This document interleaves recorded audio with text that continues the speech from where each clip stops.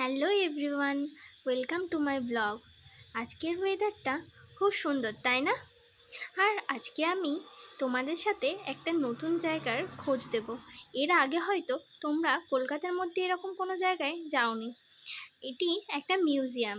হ্যাঁ, এই মিউজিয়ামটা কিন্তু ভীষণ সুন্দর। আর এটাতে গেলে তোমরা বুঝতেই পারবে না যে সোজা দাঁড়িয়ে আছো না উল্টো দাঁড়িয়ে আছো। আমি এটাকে বলি উল্টা ফুল্টা মিউজিয়াম।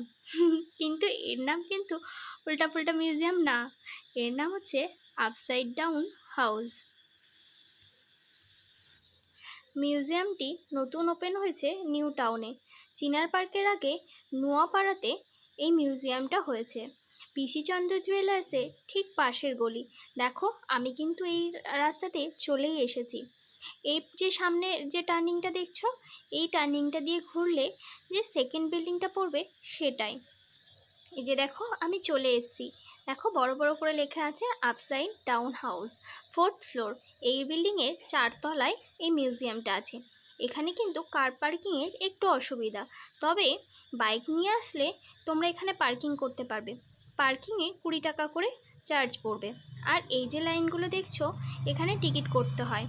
এখানে উইকেন্ডে আসলে 150 টাকা করে পড়ে, আর উইকেন্ড ছাড়া আসলে 90 টাকা করে পড়ে। ভিতরটা দেখো কত সুন্দর, সব কিছুই উল্টো। আমরা কিন্তু মেঝেতেই আছি, কিন্তু না, মনে হচ্ছে আমরা সিলিংয়ের উপরে আছি আর মেঝেটা উপরের দিকে আছে, মনে হচ্ছে আমরা ঘরে।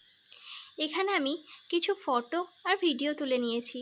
এখানে কিছু গার্ড আছে যারা তোমাদেরকে গাইড করে দেবে যে কিভাবে পোজ দিয়ে ফটো তুলতে হবে, কিভাবে ভিডিও করতে হবে, সবটাই এরা বলে দেয়।